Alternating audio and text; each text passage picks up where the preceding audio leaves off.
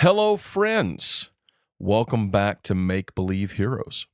We are very excited to get some new episodes of MBH into your ears.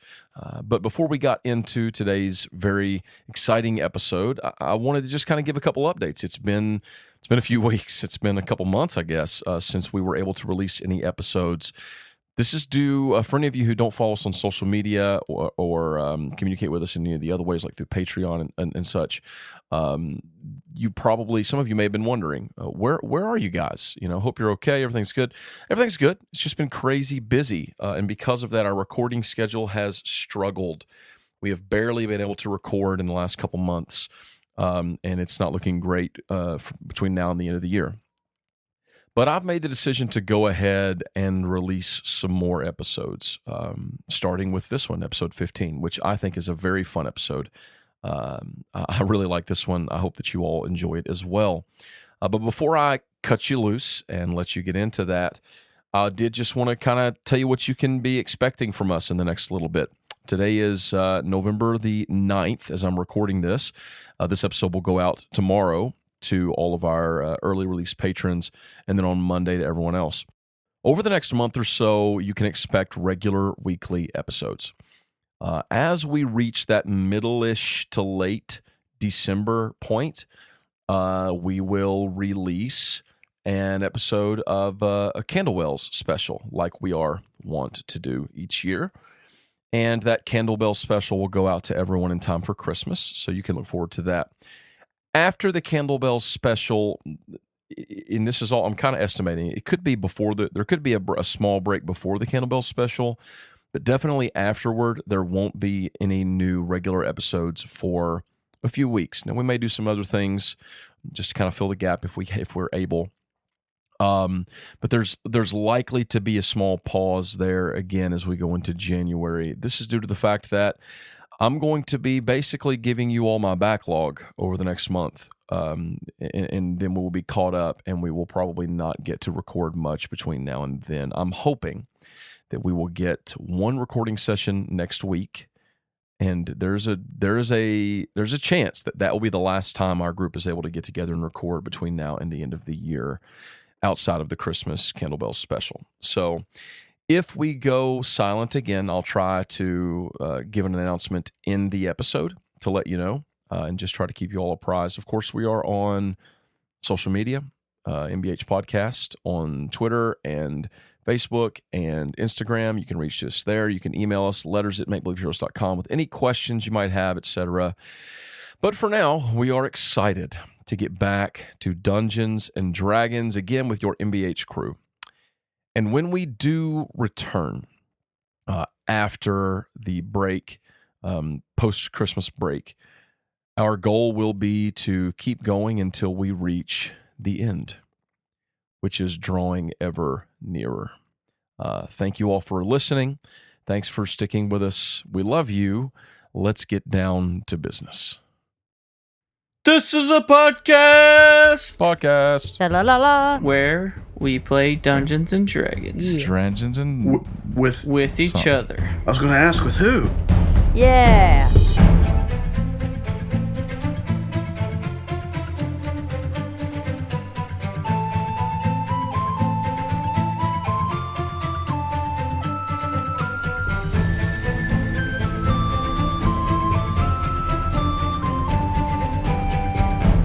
Hello, everyone. Hey, y'all. And welcome Hello. to Make Believe Heroes. Yeah. An actual play, 5th edition Dungeons and Dragons adventure for everyone of all ages. Everybody. Except 17-year-olds. Get out of here, 17-year-old punk. You What? 17-year-olds, get Why out. do we hate them again? I Unless cannot you're believe 17. you.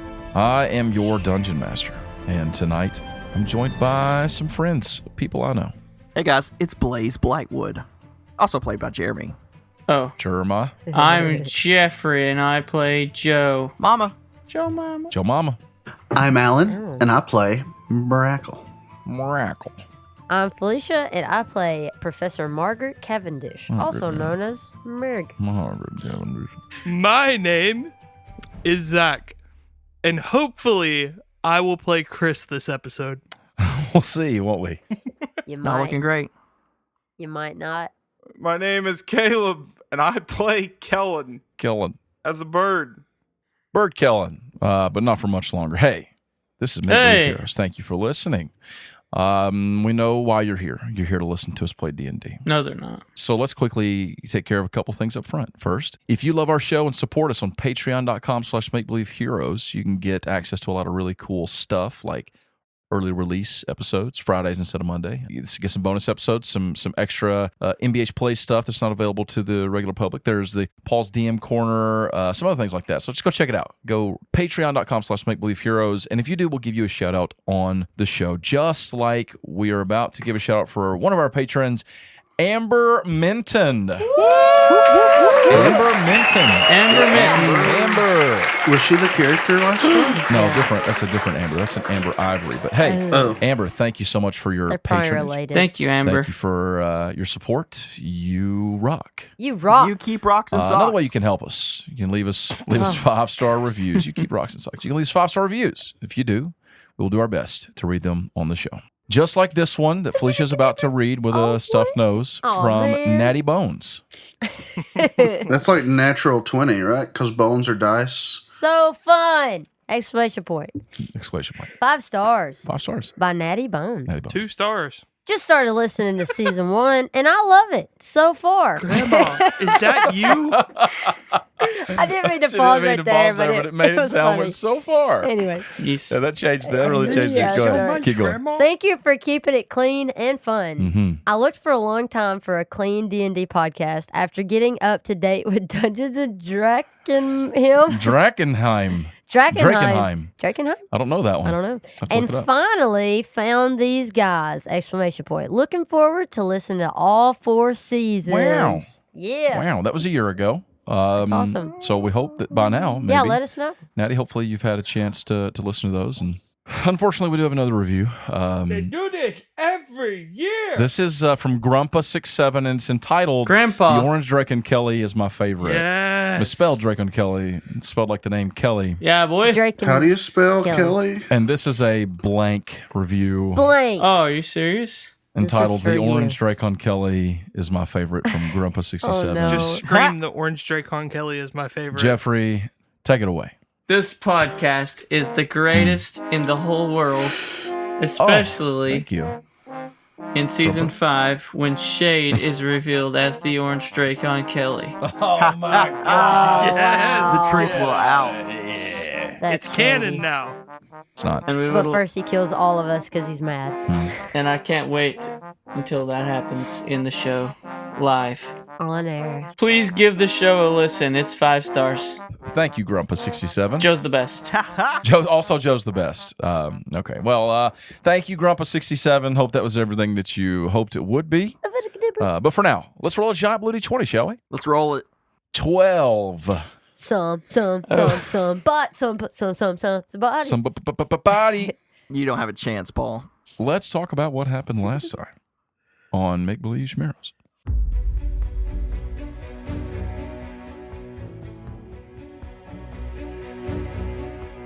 Last time, our adventurers saw that their companions aboard those 3 ships were currently being accosted by a giant undead squid, a large ghost pirate ship, Yep. skeletal ghost pirates, undead shark things, Yeah. flying harpy monsters, merfolk in the water, and more. And so they entered into a skills challenge to quickly try and reach the ship. But when they did, they found that 2 of the ships were aflame. 1, the Careen, and 2, our Sea Lady. And in spite of their very best and valiant efforts, our Sea Lady was destroyed. But their crew seemed to escape to aboard the other ship, which was called the Fantasy. The fantasy. Unfortunately, as Captain Hamlin was using his best magical abilities to try and defeat the sea monsters and banish the ghost ship, he was dragged beneath the cold depths by the undead squid thing. And in spite of Brackle's best efforts diving down to save him, It was one of Zach's characters, so it was unsuccessful. Just admit it, Paul. they were a little too late. It's true. But as Brackle was brought back aboard the ship, and the inky black shadow had begun to take over his body once again. The shade left Joseph with a choice. He could save Brackle, or he could resurrect Hamlin. Oh, guess what didn't happen? We weep for thee, Hamlin. Oh, Hamlet. Thou hast surely swallowed the salt water. Wherefore art thou, O Hamlet? And as the shade drew forth the shadow from Brackle, he then turned to Joseph again with a warning. Never call me a coward again. In the city of Vinthaven, near the College of Magic, there's a lot of student housing. There are your typical dorm room type places, and those are generally filled with a number of students who've come from afar to stay there. Most local people stay home since they're here in the city, and even some who live, just up the way a bit, maybe in a small hamlet or village. They sometimes will travel back and forth too. But those who come from afar, they need to find a place to stay. But there is one individual who has come to Vinthaven to study magic after some apprenticeship that he had with a particular red-headed evocation wizard. But he's not alone. He is actually renting out a small, I think kind of like a townhouse, except it is levitating just over top of another townhouse. I think like, multiple stories of a home, but they fix them in such a way that they can fit more of these houses in. And there's a sort of staircase with floating stones that lead up to it. And it is a small white stone home with a sort of like a light blue roofing, like a shingle type roofing, like a shell shingle type roofing. And inside, there is a human, medium-sized, brownish hair. He has donned his wizard's robes for the day, and he has a bag, like a shoulder bag, strapped over his shoulder, and he is tucking a couple papers and quills inside. As he turns to his friend and says, it's almost time. I think Professor Cavendish said that I should meet her there at noon, and it's getting close, so we should probably go, Vance. All right, let's go. Are you, just full Palor armor here? Just don't want to try and blend in or anything?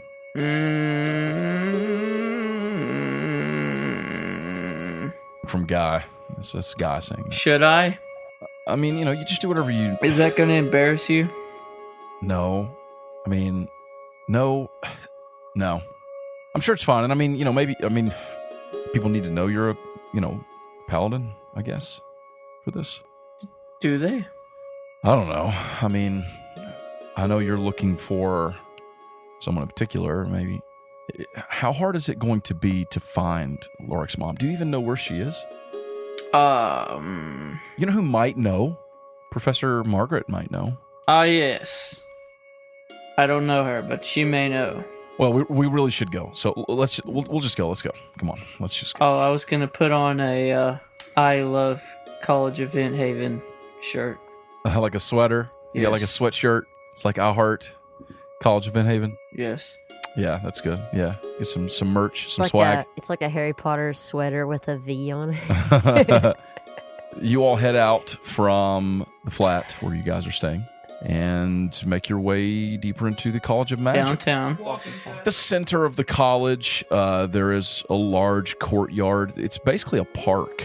There are walkways that weave through this park, this beautiful park that has very exotically colored trees and plants, blues, purples, greens, yellows, oranges, anything you can imagine. And different sections kind of portray different climates. And around this area, some of the pathways actually go up from the ground and over top of them, so that you can actually walk up on these pathways and see everything. And it's very beautiful. And nearby there's a large, well, I'd say right in the center of this special garden type park area, there's a large open air sort of I guess courtyard. Yeah, I guess we'd call it a courtyard. And every year around this time, as Guy and Vance are making their path in that direction, they're heading to the Springtide Fête. And the Springtide Fête, of course, is a grand celebration that the college holds every year, where individual classes, as well as like upperclassmen, like completing like capstone sort of thing, place their newest projects on display. Vance, as you and Guy come into the area in the center of the garden of the Springtide Fête, you see lots of things going on. You see people performing spells and rituals.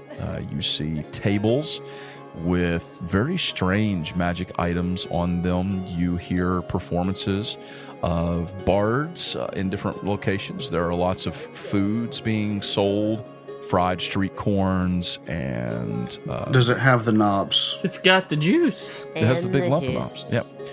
You see, all kinds of things in it. It's a very like upbeat. The arcane bead is glowing high overhead. Of course, it is actually a beautiful and sunny day, even beyond the bead that you can see. It's a perfect day for this. And Vance, as you and Guy are walking through, Vance, your Guy's sort of following a little map that was given to him by Professor Margaret, trying to find the table, the booth for Alchemy 101, where Guy's going to be helping set up and run the booth for today. Guy, you're helping run a booth today? Yeah. That's the whole. Yeah. I'm not going to be able to participate with a lot of the. I didn't get to help with the creation. It was just kind of late in getting added into the class, but Professor Cavendish said that I can just kind of help run things for a little while and sort of see how things go, and then next year, hopefully, be able to. Assuming there is a next year. Oh, so you're like when the class has a group presentation, you're the guy who just stands there while the other people do the presentation. Well, yeah, but it's not because I just got here. We just got here this week, Vance. What was I supposed to do? It's a joke. Oh, sorry. I'm just nervous. I'm nervous, but I think it's right up here. It's supposed to be over just on by the sort of autumn section. So let's head over there. You guys head that way, and pretty soon, Margaret. Hello. Marguerite. You are helping set up the booth for Alchemy 101. Yep. And what does that booth look like? So it's more like a platform. Okay. All of the homunculus things that the students have made are on the platform, and there's a few students running around kind of shining them up, and some of them are welding or doing like a certain little thing right before, we're trying to get this ready and everything. And you see Margaret they're not her dress gown like a teacher or professor would wear. They're more like their pants, but they're still like very regal. It's like her... Professional. Yes, Very professional. they're very professional, and she has her goggles on her head, and she's just, conducting and telling the students where to go and whatever. And you see her links running around, handing her stuff, helping the kids however they can. Yeah. One comes up to you and holds up a box towards you. No, take that over there to Johnny. Well, if he's already has one, then give it to Maria. I should not have made you to be able to backtalk.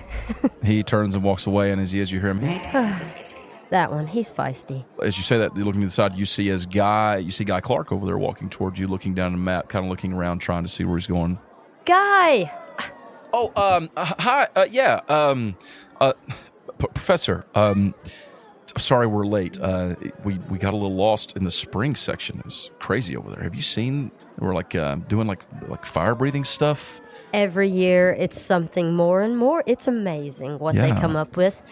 And she jumps off the platform, kind of dusts her hands off, you know. And you must be Sir Vance Off the Wall. Yes, I am.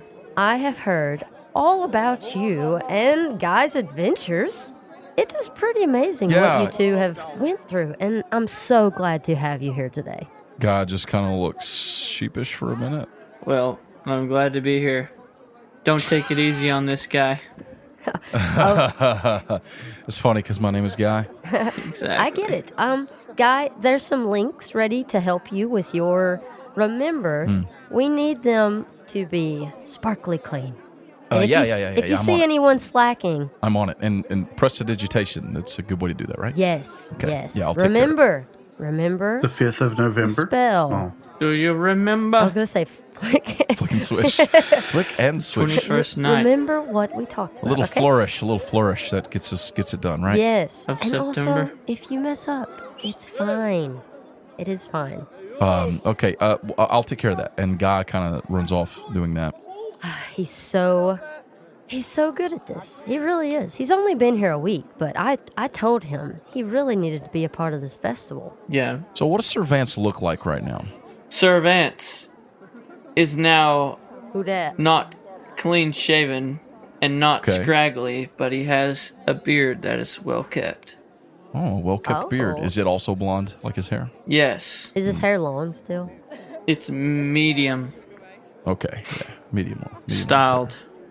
Is he dressed out in full Phoenix Palor armor and everything? Yes.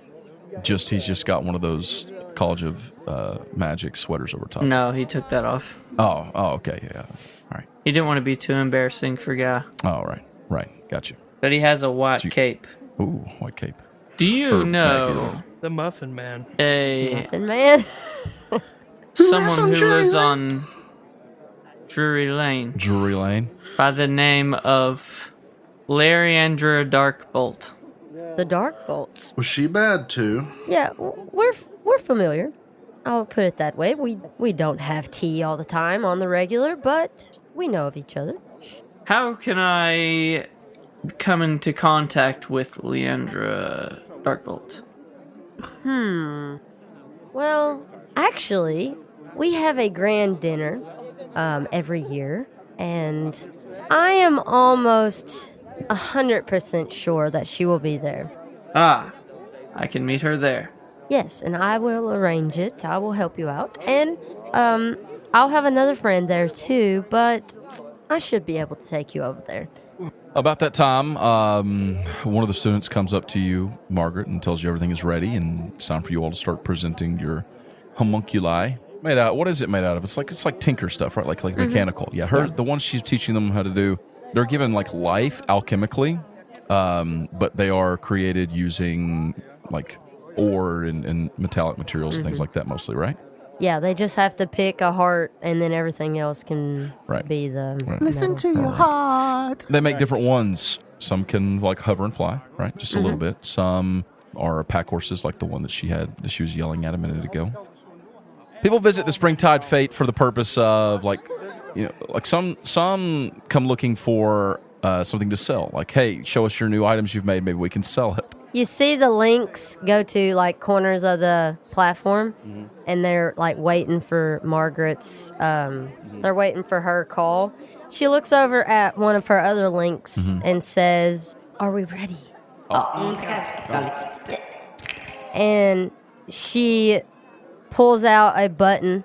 All of a sudden, you see fireworks shoot out on the corners of the platform. Oh, that's cool. And it's like, it's just a way to get people's attention over here. And then you kind of hear her. And this is Alchemy 101's homunculi. And they all start doing their thing. Thank Some step up and do this. Yeah. One flies around and buzzes, and they're all pretty rudimentary. They're not quite on the level of ones that you would make, obviously, because they're made by the class, Right. level 1. But it's pretty cool. And you start, some of the other students step up, and they have a number of locals who ask about purchasing one for their home. That's kind of what people will come and they'll buy them, or people will like try to learn about them, different things, and depending on what you have on display, they can ask different stuff. After a while, though, it gets to a place where the class, the students they can handle the rest of it, and you're able to step away if you'd like. You all take sort of shifts throughout the day, so you can leave now if you want, and maybe go look at something else. And a guy comes up to you and he says, Professor Margaret, Professor Cavendish, you mentioned maybe you could show me around a little bit into the fate, and maybe kind of help me see what some of the other people are doing and stuff. Sure. Vance, you want to come with us, look around, or Sure. I'll come with you. is that all right, Margaret? Miss Cavendish. It's I'm fine, sorry. Guy. It's fine. Yes, I will take you around the festival and we'll see all the other things. All right. Lead the way. So you lead them through Yes. It's a place kind of set into 4 quadrants, like I said, based on which part of the garden is behind them in the large court. It's a big courtyard. I mean, it's big enough to host all the students from the college and everyone that would come visit. It's a very large area. You all go around looking. You see lots of things. You see, like I said, performances from bards. You see some people selling automated levitation devices, all kinds of stuff. As you're walking through, though, you come up on one spot where there are these wooden dummies put up, okay, and they are made sort of like in the image of some sort of a mage. They seem to be holding like a wand in one hand, and they're just like wooden automated dummies, and they are moving around. And one of the students is standing there. She has shoulder length. Well, looks like probably a little longer than shoulder length green hair, but it's pulled back in a ponytail. She's wearing not tight fitting, but not loose fitting, fitted robes, like wizard robes, but they're very fit to her form. And she has her sleeves rolled up, and she is holding a wand in her hand, and she is giving a little bit of a speech about battle techniques and evocation spells. If you would like to observe the way that I move my wrist when I cast this evocation spell, she steps forward and she casts just like a firebolt, just a standard firebolt spell. But the way she moves, and you notice when she does, the wand actually is kind of comes up and it's wrapped around her wrist like a bracelet, and it's kind of wrapped around her arm so that when she moves her hand with almost like a whipping move, it doesn't come loose. She blasts the firebolt. When she does, it picks up speed as it hits the dummy, and it just boom. I mean, it hits it a lot harder than it should have. Really, just blows a hole in its chest. And people are like, "Whoa!" And you see some folks kind of clapping, and she gives a little bow. Then she turns as you all walk up. Oh, hello to you all. What's her name? No, you don't know. I don't know her name. Mm-mm. That was amazing. Well, thank you. Guy, you could do that. Guy looks very sheepish. And he says, I don't know. That was some good evocation handiwork, though, I have to say. And she says, well, why, thank you. I do work very hard on it, and I've had some time to practice. I've spent a few years here. I'm in some of my final years here at the college. I'll be sad to see it go behind me, but I think I've got a lot to offer. What's your name?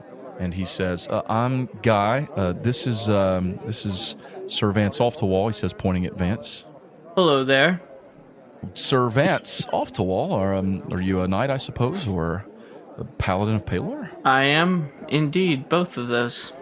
All the way from Branshire. Branshire. Interesting. My name is Beleria Blightwood. Oh. Blightwood? Yes. Are you kin to a Blaze Blightwood? Why, yes. Wow, this is a turn of events. You know my father? Yes. How? Well, we were put on a mission, and he actually went with a couple others to go retrieve something, and me and another member of that group were sent to stay here. Was he in Vinthaven? Oh, no, Jeremy. What did you do to your dog? Was he in Vinthaven? What a piece of crap. He what? He was. Did you not? Oh. Did you not know? I didn't. Last I heard from him, he was, I don't know, up near Dimmerhold at one point. No, that was probably a decade past. He's been all over. Yeah. He doesn't like to stay in one place for very long. He did tell me he traveled a lot. Yeah, you could say that. Has he told you any of the stories? A few. Well, you can only believe part of them, just so you know. Oh, I'm sure. You see, but he's not in Vinthaven now. He's not. Not at the moment, but they should be headed back soon. Really? Well, Sounds like a terrible father. Well, I'd love to see him. It's been a while. Besides the point, it is a pleasure meeting you, and I'm so glad that you have went through school and you're in your final years. That is so great. Guy, you could be like her one day. Yeah. You said your name is Beleria? That's a lovely name. So you're in the evocation emphasis. I think that I might actually go into the same thing. She says, "Oh, really?" And she kind of puts a hand on his shoulder. Well, here, let me show you a couple of the techniques we've developed. She shows him some somatic movements that will help empower his cantrips. And, you all stay there for a little while, and if she gets done, she says, well, I really must see to some more who would like to try out. But it was really nice meeting all three of you. It was a pleasure meeting you as when well. when you see my father, if you could, tell him to come by the college and see me. Margaret kind of like puts her hand on her shoulder. I will do that. And she just gives her this knowing look. Thank you. Tell him he's a bad dad. Why did you say it like that? The conversation, Margaret would pick up that Blaze. Yeah, for sure. Yeah, she's just being awkward. Yeah, it's okay, fine. That's fine. Anyways, have fun with your teachings. I will take these men somewhere else. Time passes. You all finish your pass through the Springtide Fête, and as the day is getting long, you will know that you have probably about an hour until you need to make your way toward the grand ballroom of the college for the grand dinner. It is almost time for the grand dinner, so I must go and get ready. You do have a place to get ready, right? Yeah, we have a place where we're living right now. We're All right. staying right now. I was just making sure. Oh, that's all right. When you say get ready, do we need to? So, Guy, students aren't usually invited, but since Sir Vance is here, you can come with him. And it will not be a problem. And if anyone says anything, just tell them I allowed you to come. All right. Okay. Well, we should probably go and get ready then. But yes, we will meet up before the dinner, and I will see you then. Yes, we'll see you there. So you all split up. Vance, you and Guy go to get ready for the grand dinner and such. Margaret, as you are heading home. Yes. On the road to your house, coming up along the main road, which is also the same road that would lead to the workshop where you guys have been. Oh, yeah. You see a familiar figure plodding along. He's got a very ornate staff hanging over his right shoulder with a sock tied on the end of it. Gandalf! Chris, you showed up just in time. Oh, it was an adventure, but I came as quick as I could. Well, we actually only have 1 hour or so until the grand dinner, so you might want to hurry and get ready. That's okay. I'll go get ready. I will meet you there. Great, and we actually have a couple more guests, and I will introduce you when we get there. Sir Vance and Guy Clark actually will be there, and Margaret starts kind of walking away as she's saying that. I don't know, Chris wouldn't know who those people are. No, he wouldn't, but that's okay. I look forward to meeting them, and I walk the other direction.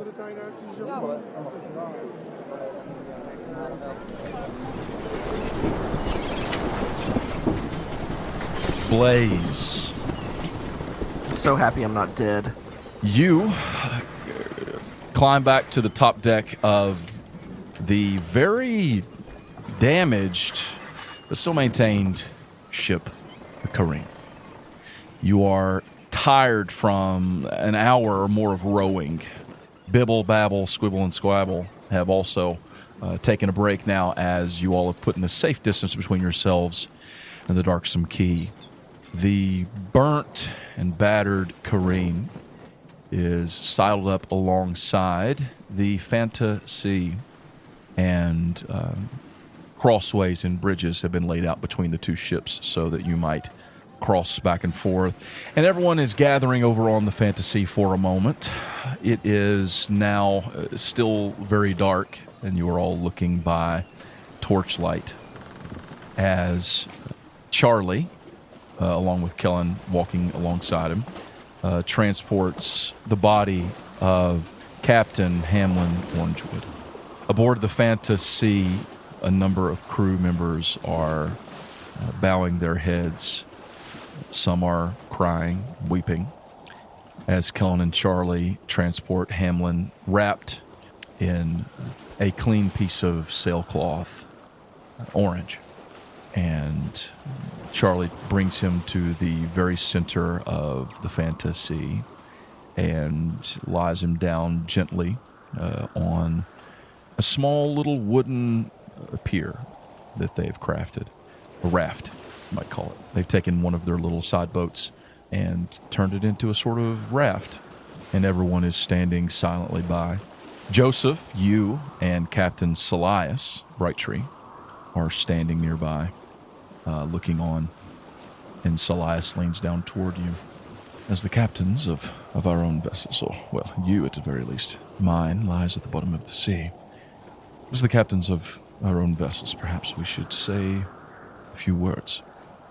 Amber steps over toward the body of Captain Orangewood.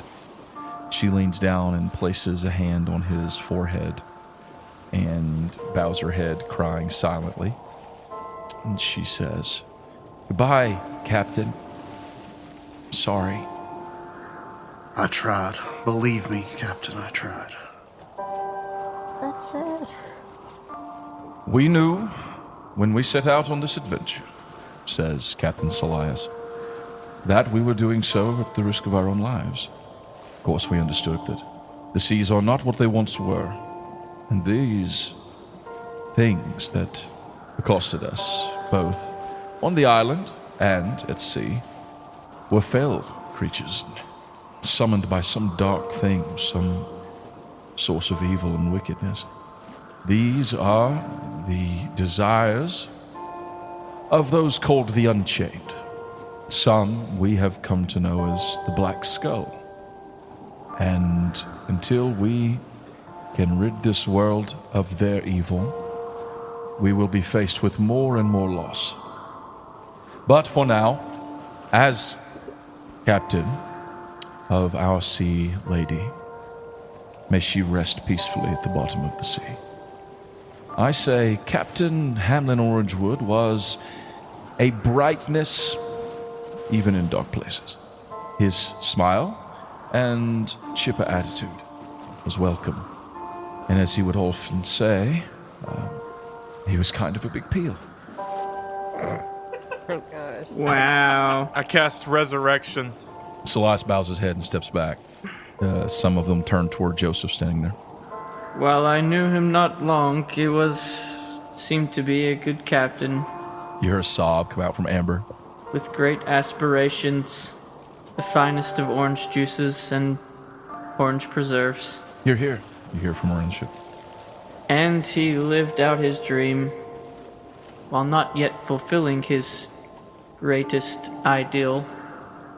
Perhaps you, the crew of the Fantasy, can continue on his legacy and find that legendary orange tree. Holy poop. The Fanta. Find the Fanta. It is a pity that he will not get to see more of our beautiful Manumi. May the blessings of Etonia and Prevalian both be upon him. How cool is it that we will feed him to the sharks? That is very cool. That's good. They all nod in assent. It is cool. Brackle says, "Dag-dabbit man, it is."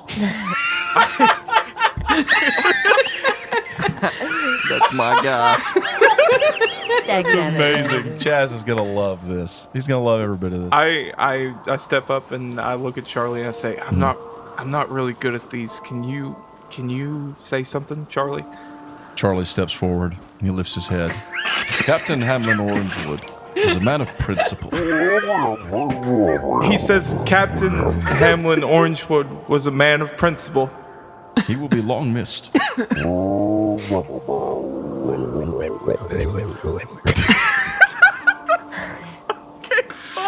my gosh. All right, I'll get it. Oh, let's go. He will be long missed. But Blaze can understand everything he says. Blaze is loving this. The sharks will eat him. It's true. The sharks, they will eat him. It is true. But he shall live on in us as well. As we keep him in our hearts We're not eating him, right? and gorge ourselves on his oranges. But he shall live on in us as well, as we keep him in our hearts and gorge ourselves on oranges. Long live Captain Hamlin. Long live Captain Hamlin. Alright, feed him to the sharks, boys. Blaze says in bearish, long live Captain Hamlin. I think at this point, Kellen goes.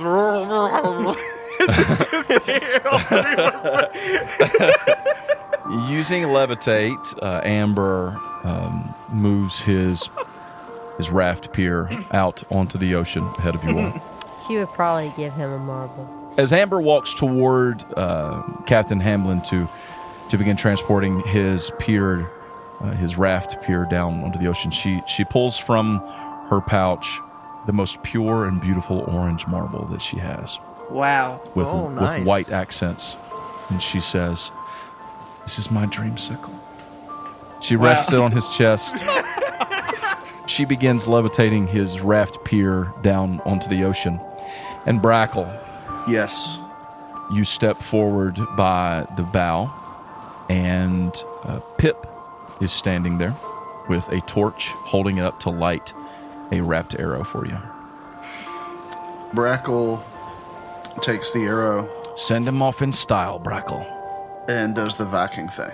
Do I need to roll for it? Yes. Yeah, give me a roll. Yeah. It's not one. Yeah, but D20. Please, not one. It's a natural. No. It's a 17. Dang. The arrow flies true up, and then the arc comes down, and it strikes the wooden pier, and the flames spread over Captain Hamlin Orangewood.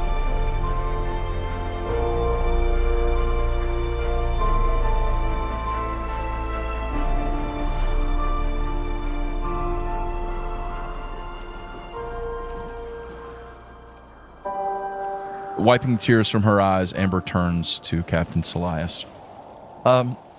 Captain Salias, if you could, I was the first mate, but if you wouldn't mind just filling in as our captain for the remainder of this journey, I would appreciate it, so I can still continue to help with the winds. And we're going to need some extra help if we're towing the Careen along with us as well. Yes, of course. I would be happy to fill into this role for now, and perhaps we can help one another when we return to Vinthaven. And he pats her gently on the shoulder. He turns to his first mate, Doriana, if you wouldn't mind. You could assist Joseph and their crew with attaching the tow cables and such as we prepare to make the final leg of our journey. Doriana gives a little nod, and she steps about helping Pip and Skip as they go getting things ready. And Kellen, you go along with that as well as one of the first mates. Yes, I do that. Joseph has 3 first mates. Pip, Skip, and Kellen. And 4 counting Charlie. The Shade comes walking over. He was just kind of leaning against the captain's quarters. So, I suppose it's time for us to make our journey home, yes? Yes. Something perhaps you would want to see first, Joseph. Well, or maybe not first. While they're finishing the preparations, why don't you and Blaze, Brackle, you can come along as well. Brackle comes along as well. And he turns and begins heading toward the Careen. You all go along with him. Yes. They are going to begin rowing the Careen back once you all cross over on the planks. You're all back over there. Well, they're just going to hold anchor while Amber maneuvers the Fantasy up in front of the Careen to attach the tow cables to begin the journey. As you all cross over and the Shade begins to step down into the lower decks. Come along, Blaze, Joseph, Brackle. He's coming along. You all descend. You see Squibble, Squabble, Bibble, and Babble down there. They are resting, drinking some grog, and eating a meal, drenched in sweat from rowing through the night. And the Shade leads toward the other end of the lower decks where there are some rooms. And one of those rooms, he knocks gingerly and then opens the door. It's dark down here, very dark. But the Shade, with a hand, pulls up a candle, and it lights with a purplish orange light. Very fire. And sitting on a small cot is a woman. She looks very thin, pale-skinned. Her eyes are big, wide and dark. Her hair still looks somewhat matted, and like she could use a good bathing. She is sitting upright and sipping from a cup of water in her hands. Who is this? Greetings. Are you feeling any better? You speak to her directly? Yeah. She does not respond, but she does look up toward you, and then she kind of looks at all four of you. Even me? Shade steps against the wall and kind of leans against it, holding the candle upward. Welcome aboard my ship. Aye, Captain. I'm Joseph Stormbright. She looks at you, Joseph. She doesn't say anything. Greetings.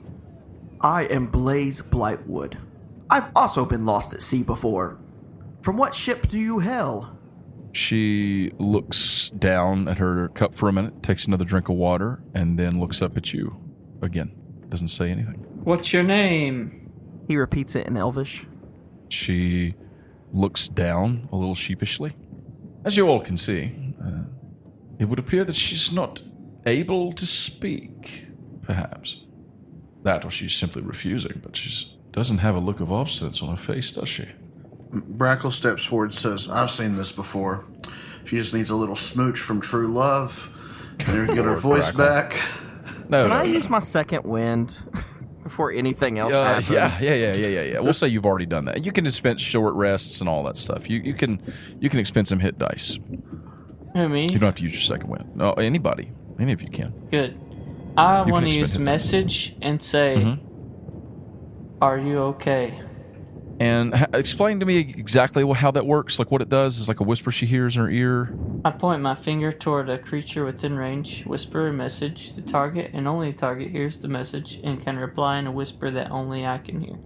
Okay. So she perks up and looks around and then locks eyes with you, and she can tell it was you. She looks deeply into your eyes for a moment, and then she just gives a little nod. I send another message. What's your name? She continues looking at you for a moment, then she looks down and takes another drink of her water. Can I roll insight? For what purpose? I don't know. I just want to I want to pray volley in her and be like, yo, what the crap is up with this chick and what can Blaze do to help her? Okay. Well, Prevalian is more intelligence than wisdom. Can I investigate? Give it a shot. Is she afraid? Give me an investigation. Is Give me it an that investigation. she's afraid? Or It's is not. she- Give me an investigation. It's a 15 Total? total. Your investigation was a +1? No, your investigation's a +5. My investigation's a +5. That's a 19, boy. So at a 19, you just kind of step forward and look her over, and she doesn't look up at you. She just continues drinking her water and just kind of looking down. Not like dejected, but just kind of nervous. And you notice as she kind of shifts, and by the light of the candle that the shade is holding, you see a marking like right here along her neckline, on the left side of her neck. Tattoo or scar? Yeah, it looks like more like something inked, like a tattoo. Or something like that. He's blazingly gonna go up Blazingly. and as politely as he can, also rudely, like he's not trying to be a complete jerk and just like grab her clothes and be like, show me. He's like, he like reaches out his hand and touches her shoulder, and in Elvish says, I would like to help you. What is this marking on your side? And he like, not inappropriately, slowly, like just shifts her, whatever her garment is, to see a little more of it. They brought her some clean clothes. It's just like simple traveler's clothes. And she kind of leans her neck over and pulls it down where you can see. And there is marking, and it looks like it travels further down her back and the front. So you can't see all of it. But you can see it looks like some sort of characters. Some sort of, something like a rune or a letter. Some character. Can I read them? No. There's nothing you've ever seen before. There is a language here that I do not know. The shade comes up beside you. Really? Let me see. Yes, this is strange. Blaze cuts his eyes at the shade. I've also never seen this before, or if I have, I can't recall. In Elvish, he says, I do not believe you. What does it say? Well, believe me or not, Blaze, but the truth is, I cannot read this, which is concerning. Very concerning. You said you can't remember. If you did It's true. know, then you can't remember. Yes, it's true. Maybe we should try to remember. With the pearl, you mean? And he pulls it out from around his neck. Oh, crap. Bro! Perhaps we shouldn't. Quite yet. And why not? Well, didn't the governess recommend that we wait till we return? Do you always listen to the governess? He smirks. Of course not.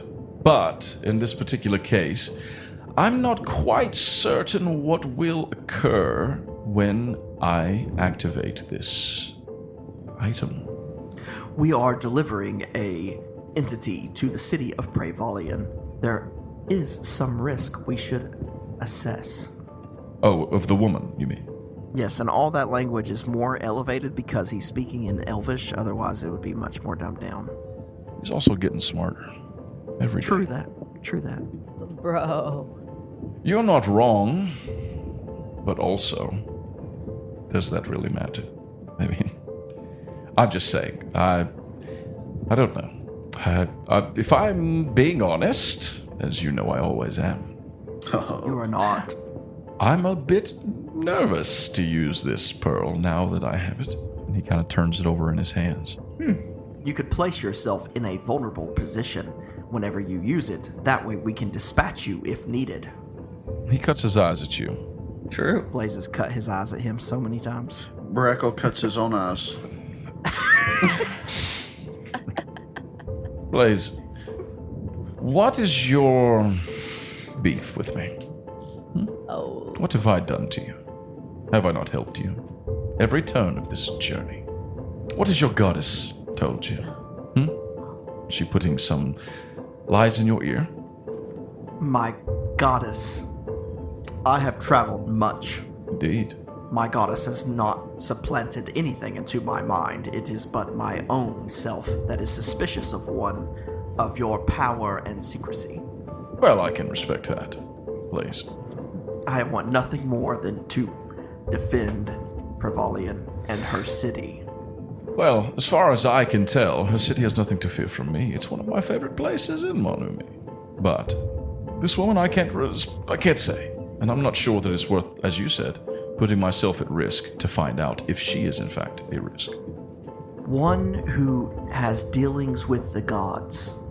What of you, Brackle? Do you have dealings with the gods? I have a time or two.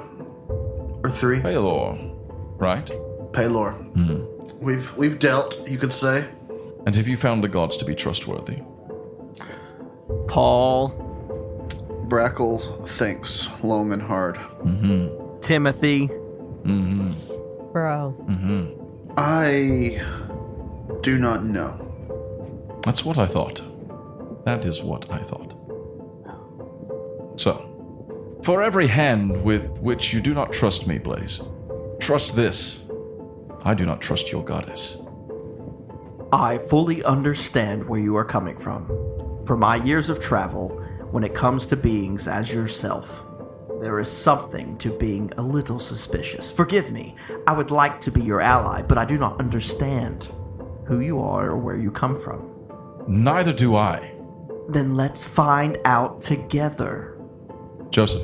If this woman has runes of an unknown tongue to someone who should know, if anyone would know, you would know. You're right.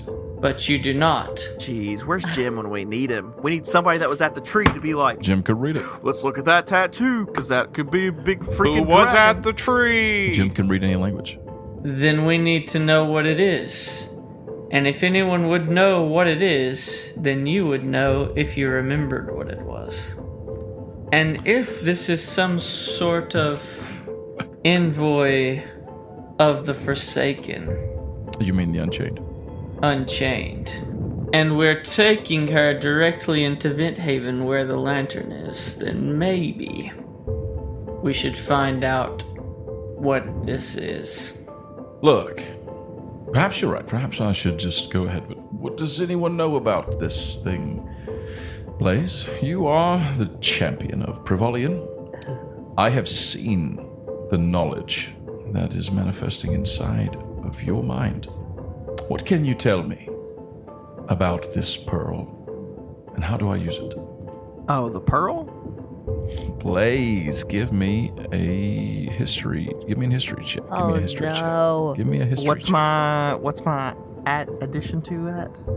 It's a not plus a +1. It's +5. It's a isn't it?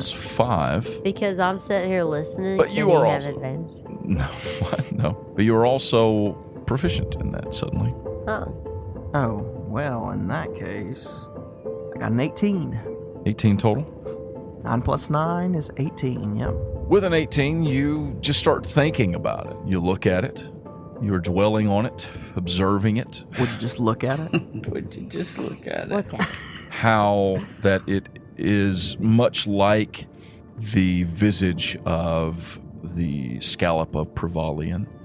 It curls around the pearl itself in the heart of the scallop, reflecting the colors, almost like it's enclosing around it. But the pearl sits inside. It is a beautiful, pure, perfect pearl. You reach toward it. You outstretch a hand in the shade. He doesn't take it off from his neck, but he rests the amulet in your hand, and you recall the pearl of remembrance. What? What, you remember? It can restore the memories that have been lost due to the unnatural passing of time. A gift created by and for the elves when they were yet able to live perpetually. But as that gift was lost to time, so was the use of the pearl. For the pearl will only restore such memories to one of Prevalian's children, and the amount of memories, the number of memories, the length of memories that are to be recalled will determine just how long it will take the pearl to do its work. For each one who uses it must enter into a journey to find and gather their own memories. Oh, wow. He tells him in Elvish, whenever you activate this, you will go on a journey. Depending on your age, will determine how long this journey will take. You will have to go back. It's kind of overwhelming. Essentially, this gives one the ability to remember beyond the lives of the elves now. It's almost as if you are one of the ones who awoke at the beginning. Perhaps not. I don't know. But if what you say is correct and it will take time, then, Joseph, I think I would like a private place to lie down. We'll go to my quarters. Captain, as we are a ship at sea, might I have permission to sit with the shade? Yes, but I'll be there also. He wants to go over to the maiden and take a knee in front of her and in Elvish very politely say, "Can I take a better look at your art?" She pulls the collar down around her shoulder, but that's as much as she will do. He walks around behind her. "I mean no offense. May I see your back?" She pulls back some in the around a shoulder blade back there as well, but again, she's not really comfortable. Sure. From what I can see, though, is it all writing? Is there anything besides runes, or is it all writing? Seems to be all writing. Writing. Would she let Amber? Is it modesty or is it something else that's keeping her? Could be. We wouldn't know. Hard to know. She is not speaking. He just straight asked her, "Were we not in mixed company? Would you allow one of our maidens to look upon you?" She looks around sheepishly again for a second, but then she gives a slight nod. "I appreciate your willingness." And he, in common, says, "Someone fetch Amber." Well, I am going to go and activate this pearl. Perhaps, because it's going to take me a while, sounds like. You can take care of this all once I've begun. Yes, I'm going with you, and if Blaze wants to come, he can as well, but other than that, I'm going to leave this woman in the care of Brackle. And also, Pip, Skip, and Kelly can be there as well. Just anyone else also. Yes, Brackle, perhaps you could get Amber to speak with this woman and see if she can't get a better idea of what sort of runes and what the meaning and design of them are. Keep a close eye on her. I'll keep her safe. And also keep us safe. Certainly, of course, always. Zerluan, I will leave my sword outside of the room. I mean you no harm. I want to become your ally. I must understand what is going on. As must I. So, you all go back upstairs. He comes to the entrance of the captain's quarters. He steps there, he opens the door, goes inside. There is a bed, small bed there. And he doesn't ask, he just goes and lies down in it. Kind of props some pillows up, make it comfortable here. And he takes the amulet and he holds it in both hands. He looks over at Blaze and Joseph. Blaze has planted his sword into the deck right outside of the captain's chambers. I see. Well, looks like I have a journey to go on. And you hear a tone like a flute whistle. And a strange bluish light emanates from the amulet around his neck. You see his purple eyes roll back in his head. And then he grows tense for a moment. And then he shudders. His eyelids close. And he is still. Oh, gosh. I go get my sword and I plant it in his chest. Oh, do you? No, of course not. Okay.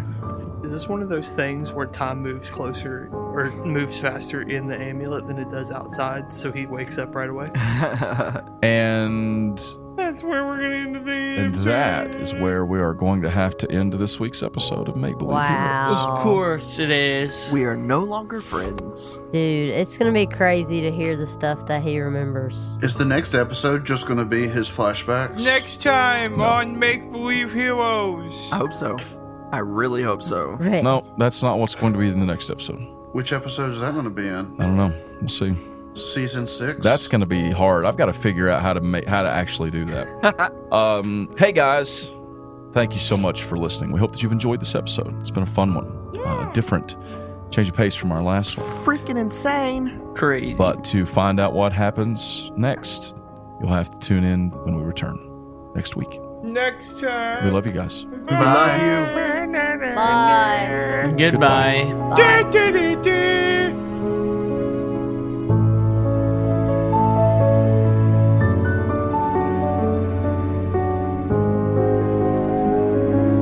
I mean, it's equally as bad if he opens it. It's here bad in the middle of both the ways. ocean. We might all die. If he opens it near the freaking lantern, like we lose. Maybe not. Maybe it turns out that he's like the avatar of freaking Iluvatar. Oh, What boy. if we need a clam to activate the pearl? Oh, is Iluvatar here? No, Luvatar's not here. We don't have an Iluvatar, but more likely, like, I thought our Iluvatar was evil. It's just bad either way.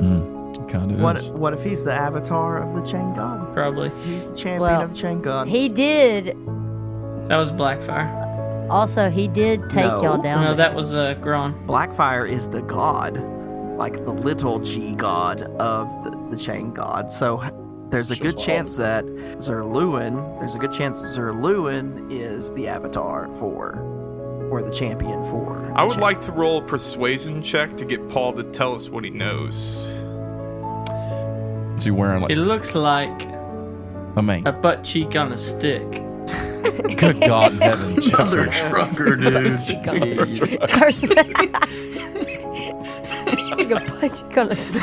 It's a butt cheek on a stick. Jeffrey, for the love of Pete, tell us what he looks like. Don't take it easy on him.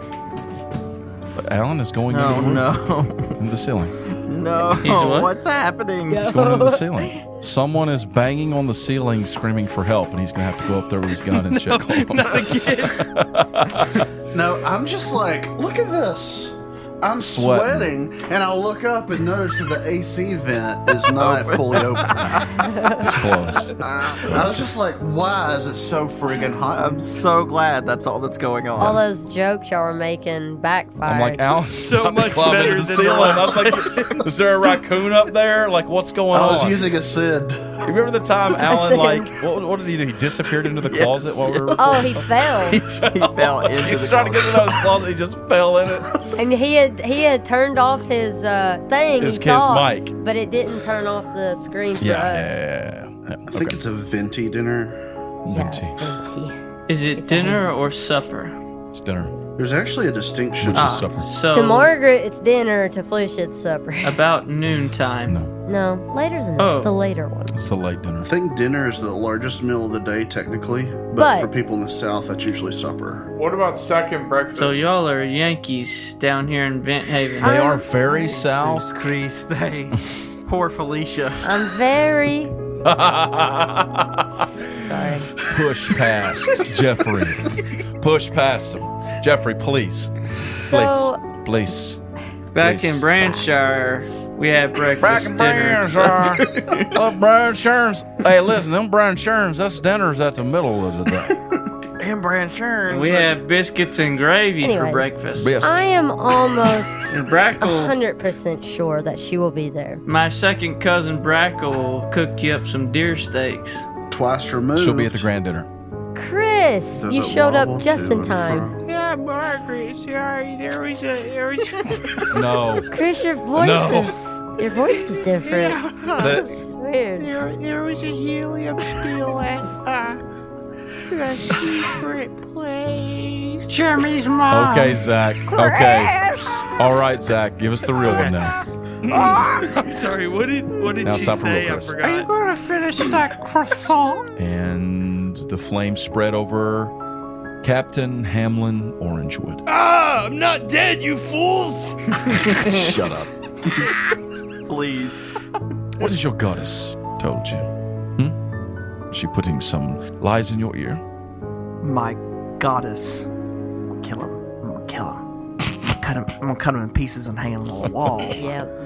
hear it. Punch him. I'm gonna make him a trophy over my fireplace. Let's roll. Joseph. Turn that bad boy on. Let's find out. I would like to now stealth kill the shade. We need to hurry up before we miss supper. Zach, for the love of God. Clear Can I throat. continue, or are you going to interrupt me again? Please. Are you kidding me right now? Ba-ba-da-bam. Also, guys, we need to convince Paul to let me play the Crooked Father in the finale. There's no way he'll make it out Oh, of true, dude. What voice are you gonna use for this? Hi, I'm the Crooked Father. I'm in favor of this.